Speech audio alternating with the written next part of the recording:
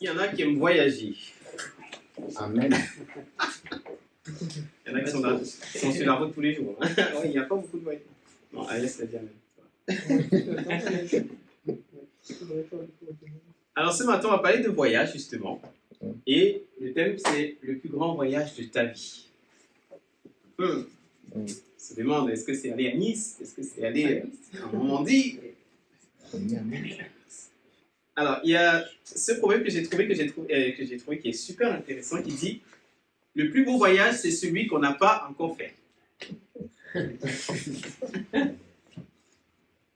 Donc, on a fait des voyages, on a dit on les a appréciés un peu moins bien et tout, mais finalement, celui qu'on va apprécier le plus, on ne l'a pas encore fait. Il a peut-être dit dans le sens en fait un peu terrestre, hein, parce qu'on dit voilà, on n'a peut-être pas encore tout vu, on va découvrir encore de nouvelles choses, mais on peut le voir également dans le sens spirituel en fait, parce qu'il y a un voyage qui se prépare et on ne l'a pas encore fait finalement. Et il va arriver et on va pouvoir le vivre. Donc bonjour à ceux que je n'ai pas croisés ce matin, Yes. et que j'ai vus très rapidement. En tout cas, très heureux d'être avec vous ce matin. On va lire dans 2 Pierre 3. 2 Pierre 3. Voici déjà, bien-aimés, la seconde lettre que je vous écris. Dans l'une et dans l'autre, je cherche à éveiller par des avertissements votre sainte intelligence, afin que vous vous souveniez des choses annoncées d'avance par les saints prophètes et du commandement du Seigneur et Sauveur enseigné par vos apôtres. Sachant avant tout que dans les derniers jours, il viendra des moqueurs avec leur raillerie, marchant selon leur propre convoitise et disant « Où est la promesse de son avènement ?» Car depuis que les pères sont morts, tout demeure comme dès le commencement de la création.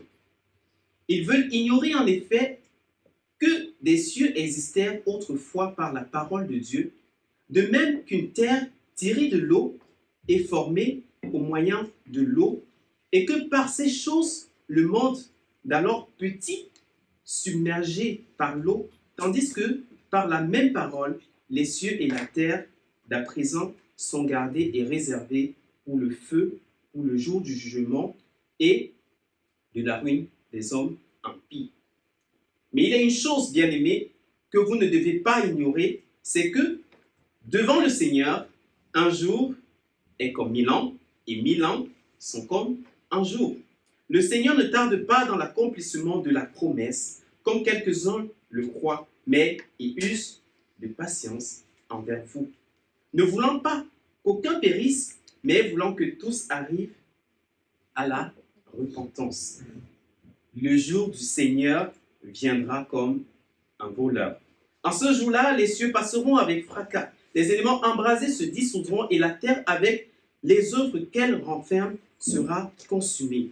Puisque dans toutes ces choses doivent se dissoudre, quelles ne doivent pas être la sainteté de votre conduite et votre piété, tandis que vous attendez et hâtez l'avènement du jour de Dieu, à cause duquel les cieux enflammés se dissoudront et les éléments embrasés se fondront.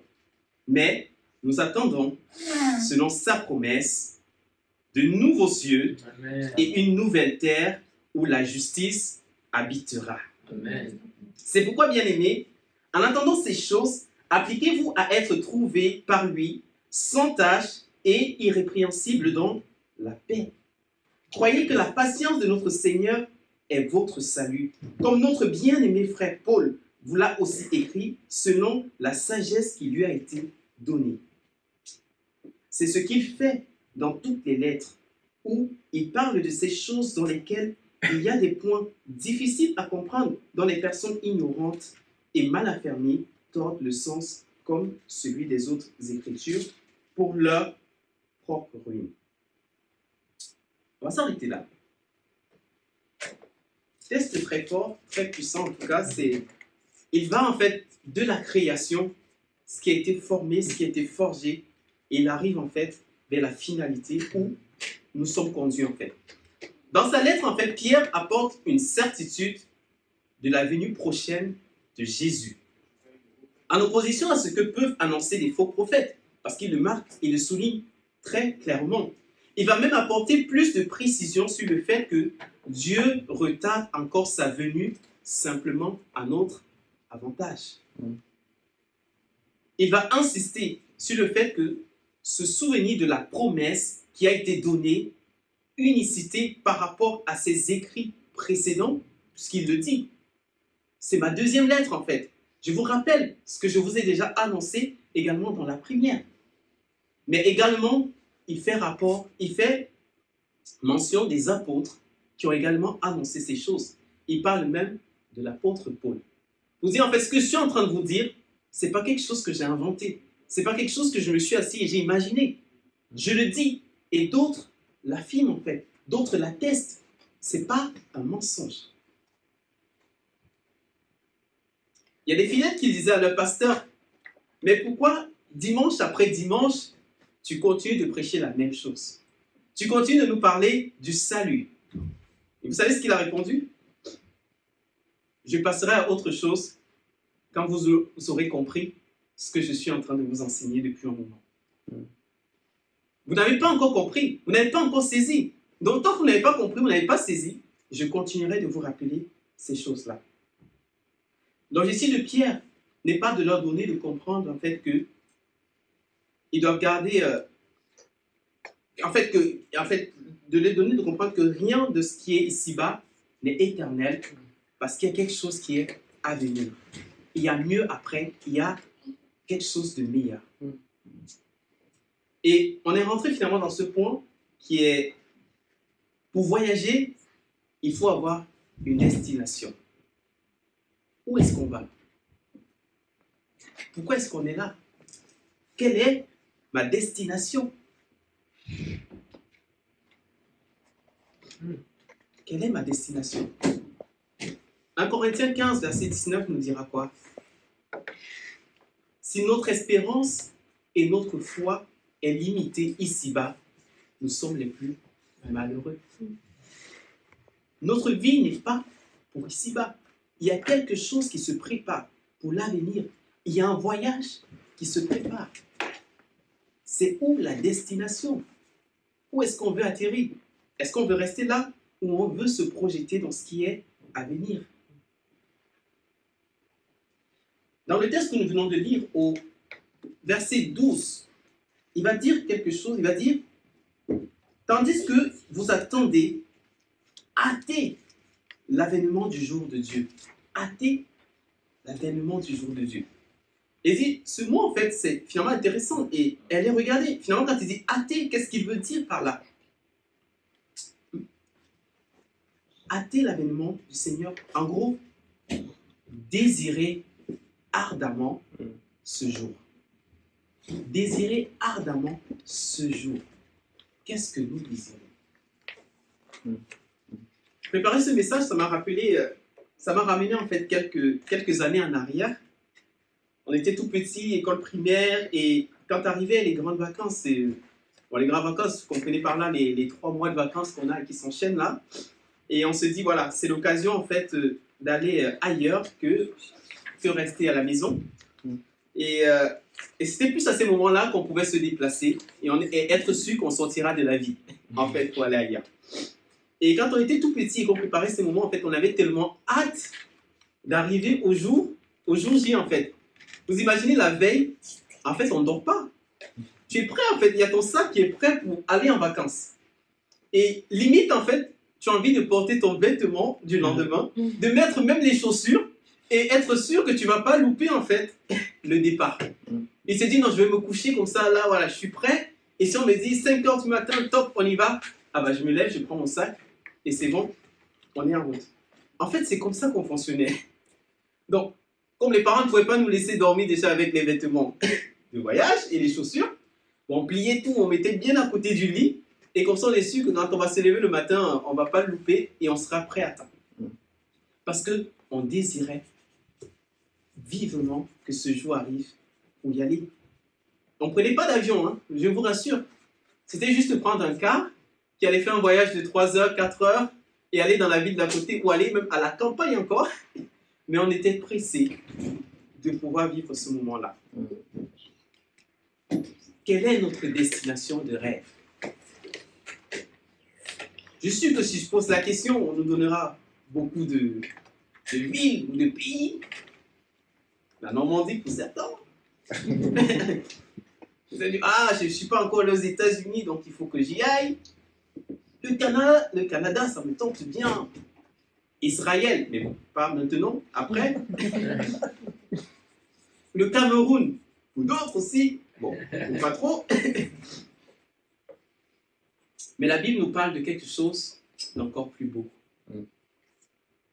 Quand elle va décrire et dire de nouveaux cieux, une nouvelle terre, il n'y aura pas de corruption, il n'y aura rien de tout ce qui nous entoure, et que finalement, ça nous dégoûte même par rapport à la vie. Et on se dit, mais dans quoi est-ce qu'on est tombé? C'était une petite blague en fait, mais certains disent quand un bébé naît et qu'il commence à pleurer, c'est pas parce qu'il a la vie, ou parce qu'il a respiré, et c'est parce qu'il dit, mais où suis-je tombé là? Ils sont déjà le stress, ils sont déjà tout ce qui entoure le lieu. Mais non, c'est pas vrai. Mais pour dire finalement, il y a quelque chose où Dieu, en fait, il y a quelque chose qui se prépare. Et on doit pouvoir avoir la cible en tête. C'est là qu'on veut arriver. C'est là qu'on doit y aller. C'est là notre destination. Certains diront, on est des rêveurs. Mais non, on n'est pas des rêveurs. C'est la réalité. Et c'est ce que Pierre essaye de leur dire là. C'est-à-dire, vous dit, bah non, c'est des histoires qu'on raconte. Mais il y a même des preuves palpables par rapport à ce qu'il est en train de dire. Hein? Si je parlais de Élie, il s'en est allé. Jésus même, il s'en est allé. Et plusieurs nous ont précédés. Il y a une chose qui est certaine, chacun de nous a sa date de péremption.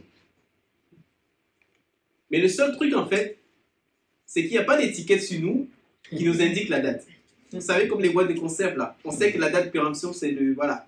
Mais nous, on ne nous a pas mentionné, en fait, la date. Et si on ne nous a pas mentionné encore, c'est pour nous dire, il faut être prêt. Parce que ça peut arriver aujourd'hui, comme ça peut être demain.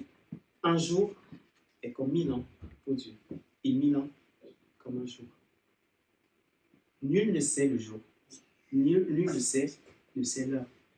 Soit, c'est la mort qui nous donnera de partir voir le Seigneur, soit, c'est Christ qui reviendra quand nous serons encore vivants sur la terre.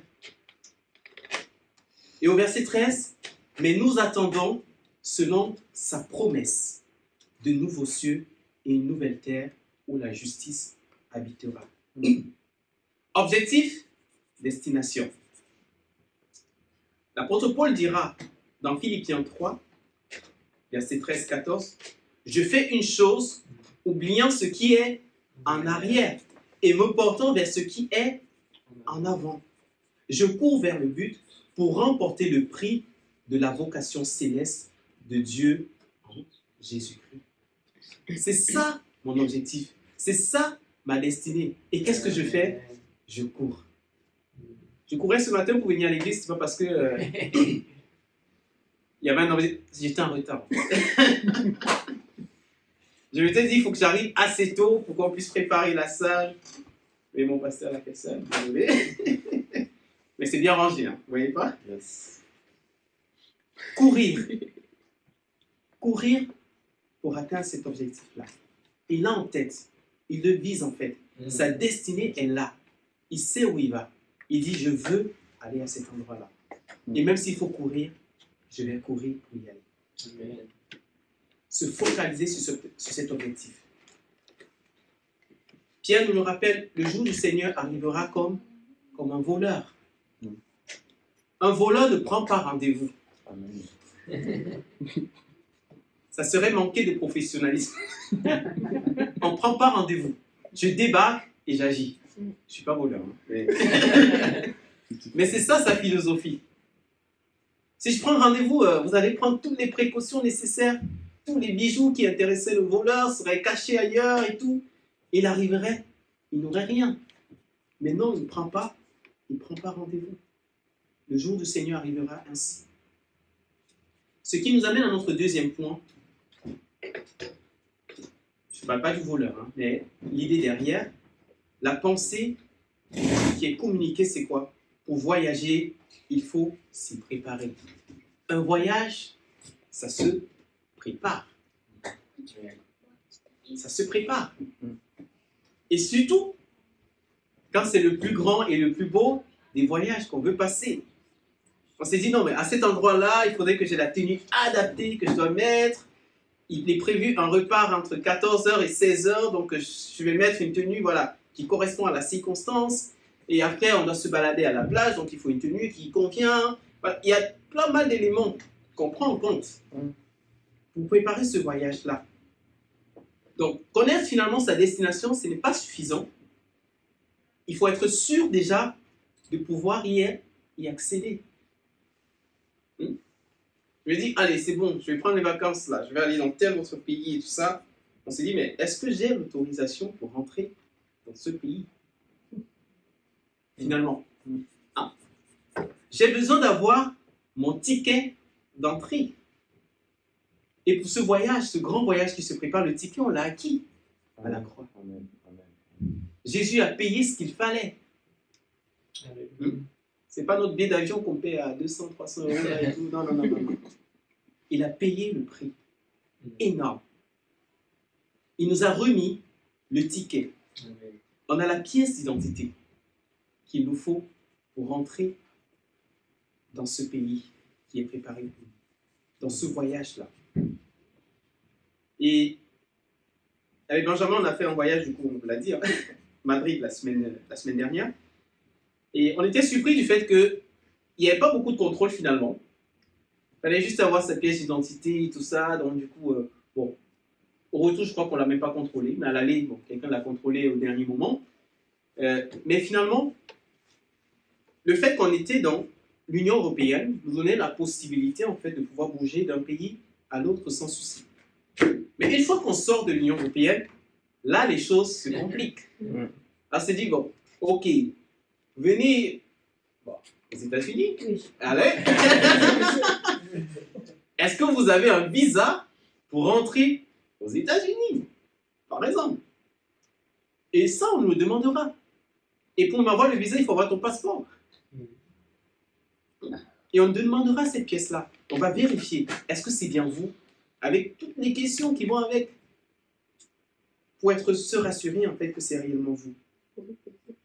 Et pareil, quand on ira dans un autre pays où on n'a pas l'autorisation d'aller, on nous demandera cette pièce-là.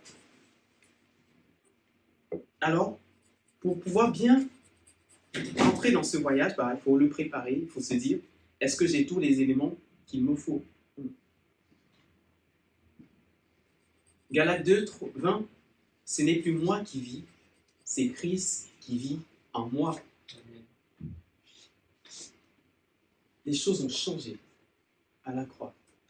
Et j'ai eu cette image-là, en fait, je ne sais pas moi, mais ça venait de quelqu'un qui le disait. Il dit, il a reçu un enseignement quand il allait déposer un chèque à la banque. Vous savez, les chèques, il est libellé, voilà, on a mis votre nom et tout, le montant, et maintenant vous allez déposer à la banque. Et là, il dépose son chèque, on lui retourne son chèque en disant, monsieur, il faut faire quoi? Il faut signer, donc en gros, endosser le chèque. Si tu n'endosses pas le chèque, il ne sera pas pris en fait. On va te le retourner. Et il fallait qu'il endosse son chèque. Et quand il a endossé son chèque, il a eu cette image en fait réellement de ce que Christ a fait à la croix. Christ est allé à la croix pour donner sa vie pour chacun de nous. Il a payé le prix qu'il fallait. Le salut nous est accordé à la croix. Mais finalement, on a notre part en fait. Si j'endosse pas, le chèque il est libellé. Il y a déjà mon nom dessus. Christ a tout fait. Il me donne. Ok. Mais maintenant, c'est à moi de le recevoir et d'endosser, de dire j'accepte ce qui a été fait à la croix pour moi. Et là, j'acquiers mon ticket. C'est totalement libre ainsi. J'ai beaucoup d'histoires aujourd'hui. Alors, je préparais, avec mon frère, on faisait ces démarches pour ses études, au Canada plutôt, non. Il était en Tunisie. Bon, je ne suis pas tunisien. Je suis camerounais. Mon frère est parti du Cameroun pour ses études en Tunisie. Et de la Tunisie, après, il devait partir au Canada. Et on a fait toute la démarche. Il a eu l'école et tout. Tout était clair. Il a eu son visa. Maintenant, vient le moment d'acheter le billet. Et les billets à la dernière minute, les billets d'avion à la dernière minute, ça coûte toujours cher. Donc, José, qu'est-ce qu'il fait? Il cherche le billet qui est le moins cher possible. Voilà, il ne faut pas exagérer. Et bah, du coup, j'ai trouvé un vol avec une compagnie, machin, premium et tout ça, sur un site et tout. Donc, je vais acheter le billet, voilà. Le jour J, quand il arrive pour prendre son vol, il était 1h du matin. Je crois qu'il devait être 2h du matin ici. Et là, je reçois après un coup de fil de sa part. Je dis, mais qu'est-ce qui se passe? Il me dit, en fait, je ne peux pas prendre mon vol. Je dis, comment ça, tu peux pas prendre ton vol? Il me dit, en fait, le vol a 2 escales en Europe. Et on me dit, avec mon passeport, je ne peux pas faire les 2 escales. J'ai droit qu'à une seule. Je dis, mais attends, déjà, on a pris ça sur un site avec premium et tout ça. Jamais ils nous disent, ah bah faites attention, vous avez un billet avec 2 escales, rassurez-vous que vous avez en fait un visa de transit qui vous permet de passer dans l'un des pays. Bon, on n'avait pas ce visa de transit finalement, alors qu'il avait le visa pour le Canada, pour la destination finale. Mais le fait d'avoir 2 escales, ce n'est pas possible. Si tu veux faire les 2 escales, il faut avoir un passeport européen. Ok, qu'est-ce qu'il faut faire? Toute la nuit, on a essayé de trouver une solution. Pas du tout. Ben, il a raté son vol.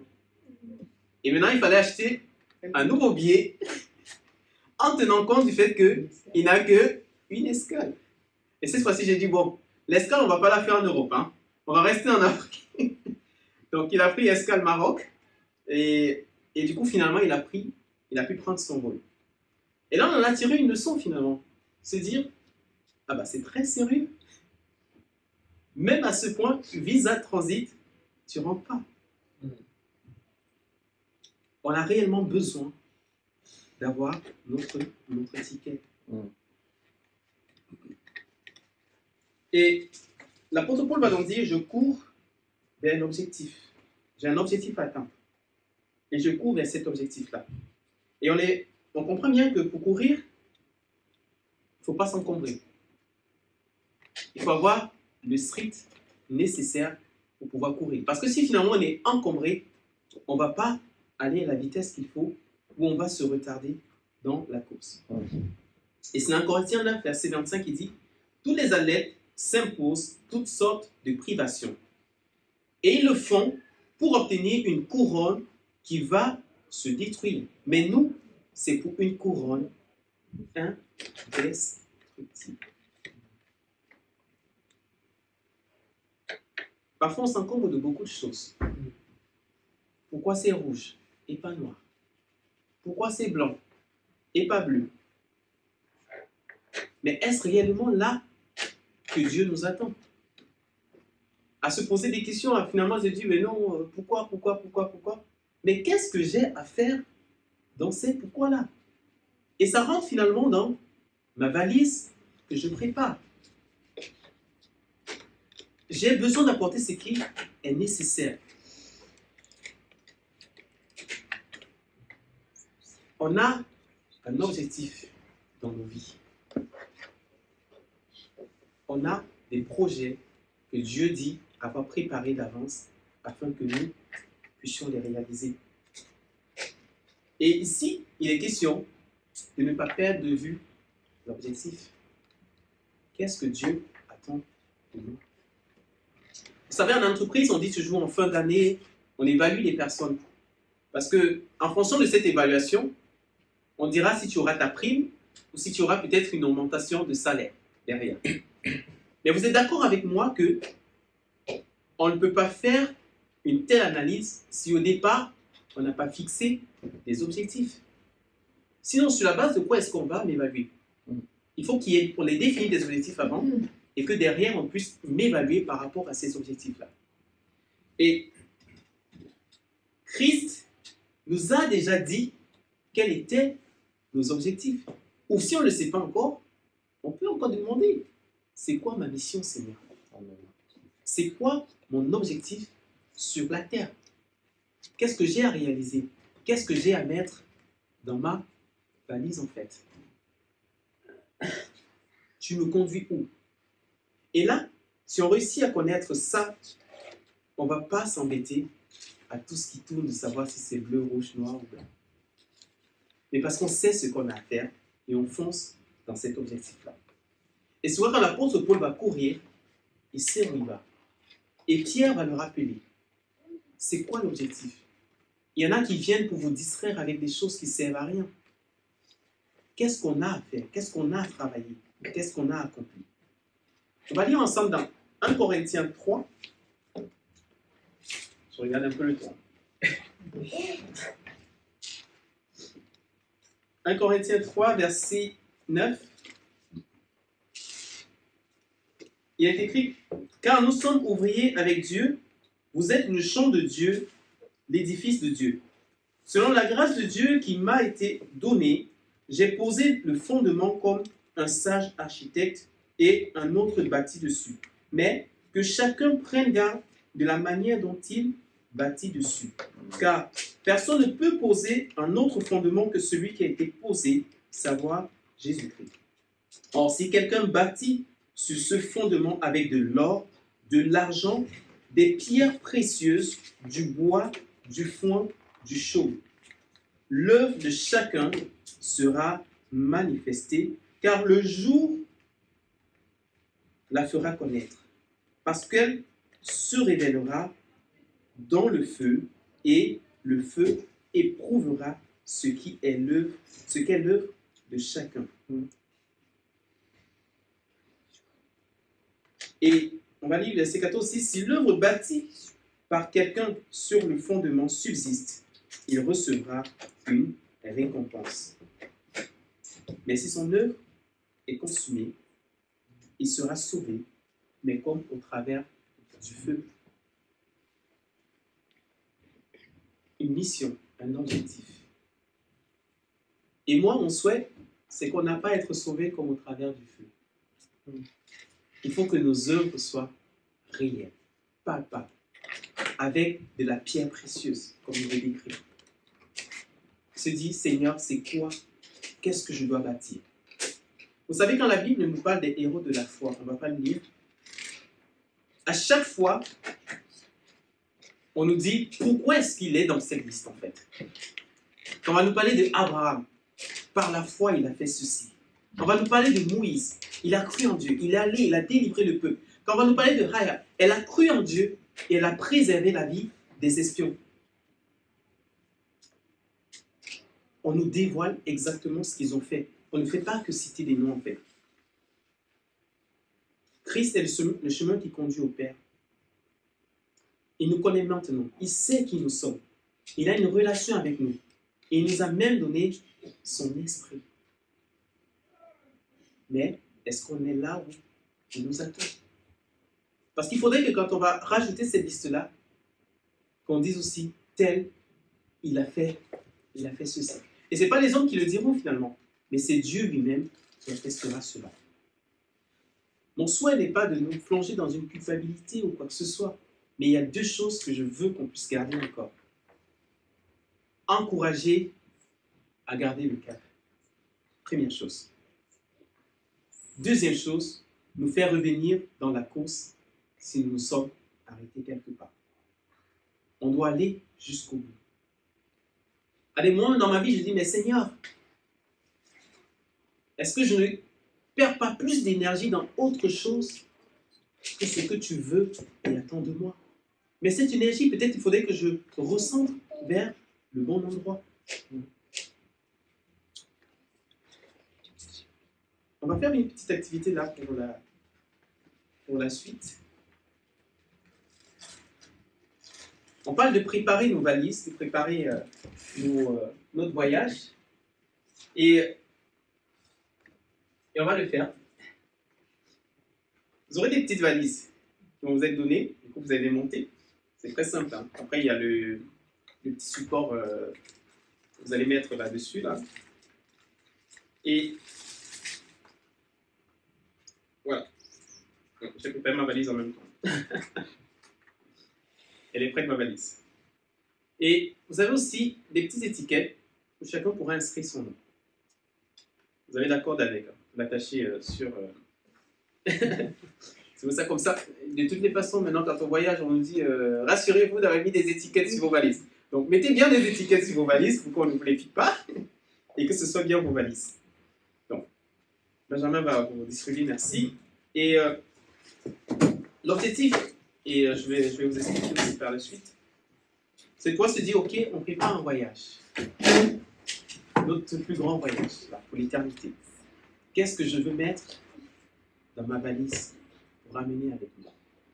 On aura des petits coupons qu'on va écrire en fait sur le papier pour pouvoir remplir sa valise. Elle s'ouvre bien sûr sur le côté.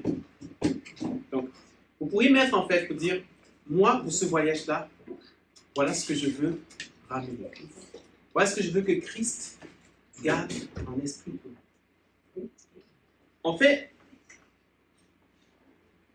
quand on voyage en fait, c'est toujours ça le challenge. Quand vous avez fait des voyages longs courriers et tout ça, surtout nous, quand on va au pays là. Déjà, il y a tout le monde qui t'attend avec des cadeaux. Qui dit, ah tiens, il arrive et tout ça, tu me gardes ceci, tu me gardes cela. Et il y a aussi le défi de se dire, qu'est-ce que je dois ramener en fait? Mais on est limité aussi. Parce qu'on nous dit, la compagnie nous dit, vous avez droit à une valise de 23 kilos. Ok, gros défi. Se dit, je dois ramener des choses, je dois ramener des affaires. Il faut que je les pèse en fait. Et je calcule finalement, ça j'amène pas, ça j'amène pas. On commence à faire le tri et tout jusqu'à ce qu'on laisse, on se rend compte qu'on est dans les 23 kilos. Moi j'ai ma petite astuce. Hein. En fait on dit 23 kilos, il faut tout faire pour ne pas atteindre 24. Donc tu peux prendre 23,80. Ça, je fais ça à chaque fois et ça marche.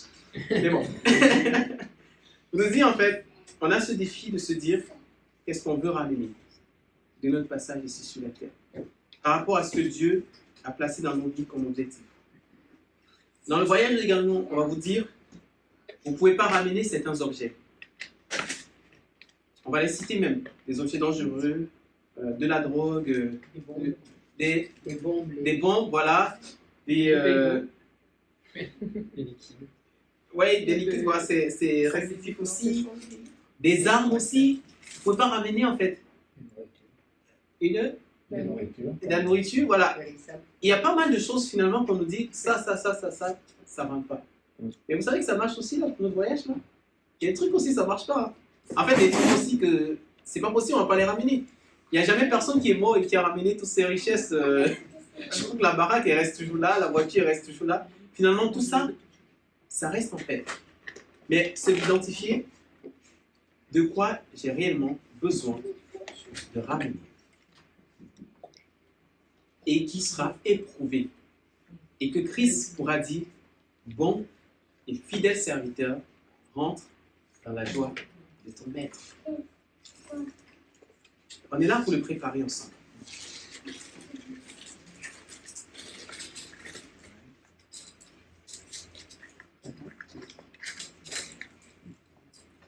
Dans Jacques au chapitre 2, verset 26, il va dire, comme le corps sans âme est mort, de même, la foi sans les œuvres est morte.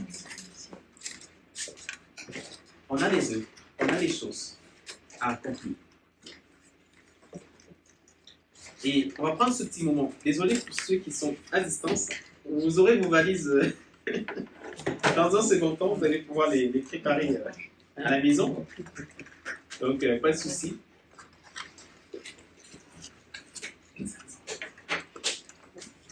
Voilà, pendant qu'on prie, réfléchissons aussi vraiment à cette question-là. Qu'est-ce que je veux? Qu'est-ce que je veux ramener? Et pour nous aider, voilà, je vais prendre quelques versets dans le texte qu'on vient de lire, justement dans 2 Pierre. Dans 2 Pierre 3, au verset 11, il va dire ceci. Puisque donc toutes ces choses doivent se dissoudre, qu'elles ne doivent pas être la sainteté de votre conduite et votre piété. Et au verset 14, c'est pourquoi, bien-aimés, en attendant ces choses, appliquez-vous à être trouvés par lui, sans tache et irrépréhensible, dans la paix. Et se dit, voilà, ok Seigneur, avec toi, Je veux marcher, je veux avancer. J'ai mon ticket. Maintenant, c'est quoi? Qu'est-ce que je veux ramener comme œuvre? Je veux que tu sois fier de moi. Pourquoi? Pour avoir réalisé quoi? Pour avoir fait quoi que tu m'as demandé? Pour être resté intègre, je ne sais pas. Pour c'est pas selon ce dont vous serez inspiré. L'idée, justement, c'est que chacun de nous rentrera avec sa valise, la placera chez lui, son bureau, ou voilà, un endroit où vous aurez de temps en temps l'occasion de le voir, de voir la valise. Et de se dire, Seigneur, qu'est-ce que je veux ajouter aujourd'hui? Il y aura d'autres choses qui viendront. Et on pourra la compléter en fait. Davantage mettre des choses dans sa valise. Et vous pouvez même ouvrir de temps en temps votre valise et regarder ce que vous avez mis à l'intérieur. Et se dire, je vais compléter, mais également me dire, où est-ce que j'en suis? Où est-ce que je me trouve? À quel niveau je suis par rapport à ce qui a été mentionné? Quels sont les défis? Quelles sont les choses encore, Seigneur? Et le travail finalement dans la prière aussi avec Dieu. Se dire, voilà, ça c'est ce que je veux ramener, mais je me rends compte que je ne suis pas encore à l'aise, tellement, je n'ai pas encore bien fait les choses par rapport à cela. Et je veux davantage prier que tu me donnes la force et la grâce de le faire. Donc on aura l'occasion encore voilà, de pouvoir continuer cette action-là à la maison, mais je veux vraiment qu'on le garde en visibilité. C'est pourquoi vous avez cette boîte-là. Merci à Benjamin qui a trouvé le lien pour pouvoir la voir. Mais je veux qu'on puisse voilà, avoir quelque chose qui reste par rapport à ce qu'on a partagé. Et qu'on arrive, et quand on arrivera à la conclusion de notre vie, qu'on puisse dire ces paroles de l'apôtre Paul dans Timothée 4. Dans 2 Timothée 4, j'ai combattu le bon combat. J'ai terminé la course. J'ai gardé la foi. Désormais, la couronne de justice m'est réservée. Le Seigneur, le juste juge, me la remettra ce jour-là. Et non seulement à moi, mais aussi à tous ceux qui auront attendu avec amour sa venue. Je veux vraiment que ce soit ça, la conclusion de notre vie. Et Dieu, il est fidèle pour pouvoir le faire, pour pouvoir l'accomplir. Et il y a une chose aussi qui est certaine, c'est que pour y arriver, on n'a pas besoin, en fait, il ne faut pas qu'on soit seul. Et Jésus, Dieu avait déjà réfléchi à cela. Quand il était avec les disciples, il disait, voilà, je m'en vais vers le Père, mais je vous laisse quoi? Mon esprit.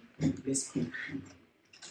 Qui est là pour vous accompagner, pour vous rappeler ces choses, pour vous conduire en toutes choses, mais également pour vous aider à accomplir en fait ce que vous avez à faire. On a vu ce qui s'est passé quand ils ont reçu l'Esprit, les disciples. Les choses ont totalement changé. Et on va faire une chose là, c'est prier par rapport à cela. Se dire, Seigneur, c'est la dernière chose qu'on va faire. On a ces choses que tu nous donnes de pouvoir accomplir. On veut les faire. Et on a besoin de ton esprit pour pouvoir y arriver.